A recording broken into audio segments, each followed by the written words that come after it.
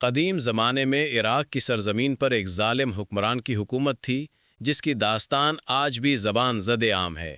بابل کے شہر میں تقریباً 4000 سال قبل نمرود نامی بادشاہ کا راج تھا جو خود کو خدا سمجھتا اور لوگوں سے اپنی عبادت کراتا تھا۔ ایک شب نمرود نے خواب دیکھا کہ آسمان پر ایک ستارہ بلند ہوتا ہے جس کی روشنی سورج اور چاند کی مانند دمک رہی تھی۔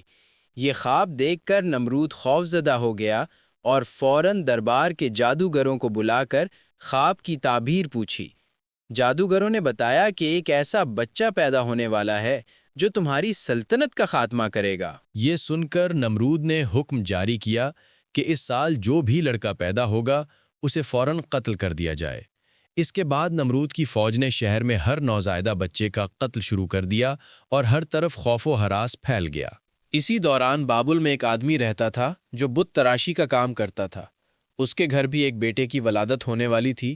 جب اسے نمرود کے ظالمانہ حکم کا علم ہوا تو اس نے فوراً اپنی بیوی کو لے کر پہاڑوں کی جانب فرار کیا اور پہاڑی علاقے میں پناہ لی۔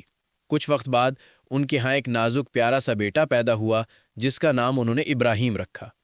یہی بچہ تھا جسے نمرود کی سلطنت کا مقابلہ کرنا تھا اور جسے اللہ تعالیٰ نے اپنا نبی اور خلیل بنانے کا ارادہ فرمایا تھا۔ ابراہیم علیہ السلام بڑے ہو گئے۔ وہ اپنی عمر کے دیگر بچوں سے کہیں زیادہ ذہین اور فہم و فراست کے مالک تھے۔ بچپن میں ہی وہ اپنی قوم کے مذہب کے بارے میں ایسے سوالات اٹھاتے کہ لوگ حیران رہ جاتے۔ ایک دن انہوں نے اپنے والد سے پوچھا، ابا جان، آپ یہ پتھروں کے بت کیوں پوجتے ہیں؟ کیا یہ بت آپ کو فائدہ پہنچا سکتے ہیں یا نقصان؟ والد نے جواب دیا، یہ ہمارے بزرگوں کا طریقہ ہے اور ہمیں اسی پر عمل کرنا چاہیے۔ لیکن ابراہیم علیہ السلام کو اپنی قوم کی اندھی تقلید قبول نہ ہوئی اور انہوں نے ایک منفرد منصوبہ بنایا جو انہیں نمرود کے سامنے لے آئے گا۔ عید کے دن کا انتظار ہوا۔ جب عید آئی تو پورا شہر میلے میں چلا گیا اور شہر سنسان ہو گیا۔ ابراہیم علیہ السلام ایک کلہاڑی لے کر بت خانہ میں داخل ہوئے اور تمام چھوٹے بت توڑ دیے۔ آخر میں وہ سب سے بڑے بت کے کندھے پر کلہاڑی لٹکا کر اپنے گھر واپس آ گئے۔ جب قوم واپس آئی تو انہوں نے بت خانے میں تباہی دیکھی اور کہا، ہمارے معبودوں کے ساتھ یہ سلوک کس نے کیا؟ لوگ جواب دینے لگے، ہم نے سنا ہے کہ ایک نوجوان ابراہیم نے یہ کیا ہے۔ قوم نے ابراہیم علیہ السلام کو بلا کر کہا، کیا تم نے یہ سب کیا؟ ابراہیم علیہ السلام نے کہا، یہ کام سب سے بڑے بت نے کیا ہوگا، اگر یہ بولے تو ان سے پوچھ لو۔ اس واقعے کے بعد قوم نے فیصلہ کیا کہ ابراہیم علیہ السلام کو آگ میں ڈال دیا جائے تاکہ آئندہ کوئی بھی بتوں کی بے حرمتی نہ کرے۔ پوری قوم لکڑیاں جمع کرنے میں مصروف ہو گئی اور ایک گہری کھائی کھود کر اس میں لکڑیاں ڈال دی گئیں۔ جس دن آگ لگائی جانی تھی، شیطان نمرود کے دربار میں آیا اور کہا، بادشاہ، جب آگ لگے گی تو اس کی شدت سے کوئی بھی پاس نہیں جا سکے گا۔ اب تم ابراہیم کو کیسے آگ میں ڈالو گے؟ نمرود حیران رہ گیا، لیکن پھر ایک کاریگر سے مدد لی گئی اور ایک مشین تیار کی گئی تاکہ ابراہیم علیہ السلام کو آگ میں ڈال سکے۔ ابراہیم علیہ السلام کو موٹی رسیوں سے باندھ کر آگ میں ڈال دیا گیا۔ زمین و آسمان کی تمام مخلوق چیخ اٹھی۔ اللہ تعالیٰ نے اپنے قدرت سے آگ کو ابراہیم کے لیے ٹھنڈا کر دیا۔ ابراہیم علیہ السلام اس آگ میں 40 یا 50 دن تک رہے اور سلامت باہر آئے۔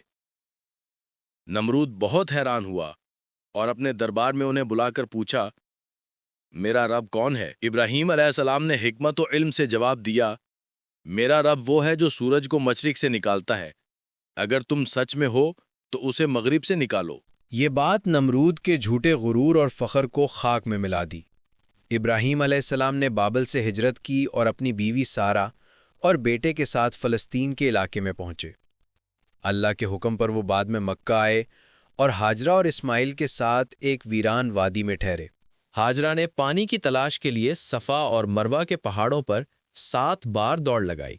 اللہ کی قدرت سے زمین سے ایک چشمہ پھوٹا جسے زمزم کہا جاتا ہے۔ اس چشمے کے سبب وہ وادی آباد ہوئی اور لوگ یہاں رہنے لگے۔ ابراہیم علیہ السلام کے ایک اور بیٹے اسحاق علیہ السلام کی پیدائش ہوئی۔ اس کے بعد اللہ نے ابراہیم علیہ السلام کو بیٹے کی قربانی کا خواب دکھایا۔ ابراہیم علیہ السلام اور اسماعیل علیہ السلام نے اللہ کے حکم پر قربان گاہ پر پہنچ کر کامل اطاعت اور صبر کا مظاہرہ کیا۔ اللہ تعالیٰ نے آخر میں ایک جانور کے ذریعے قربانی پوری کی اور ابراہیم علیہ السلام کے بیٹے کو بچا لیا۔ بعد میں اللہ کے حکم سے ابراہیم علیہ السلام اور اسماعیل علیہ السلام نے کعبہ کی تعمیر شروع کی۔ اس دوران اللہ کی قدرت سے پتھر نرم ہو گئے اور ابراہیم علیہ السلام کے قدموں کے نشانات اس پر نقش ہو گئے۔ حجرہ اسود وہی پتھر ہے جو آج بھی کعبہ میں موجود ہے۔ ابراہیم علیہ السلام کی زندگی کے یہ واقعات انسانیت کے لیے ایمان، صبر، توکل اور اللہ کے خوف و محبت کی بہترین مثال ہیں۔ انہوں نے اپنی زندگی اور اپنی اولاد کے ساتھ مکمل اطاعت اور قربانی کا درس دیا۔ اے اللہ، ہمیں اپنی عبادت میں ثابت قدم رکھ، ہمارے دلوں کو ہدایت دے، ہمارے اعمال کو خالص فرما، ہمیں دنیا کی محبت سے دور رکھ اور ہمیں اپنے راستے پر چلنے کی توفیق دے۔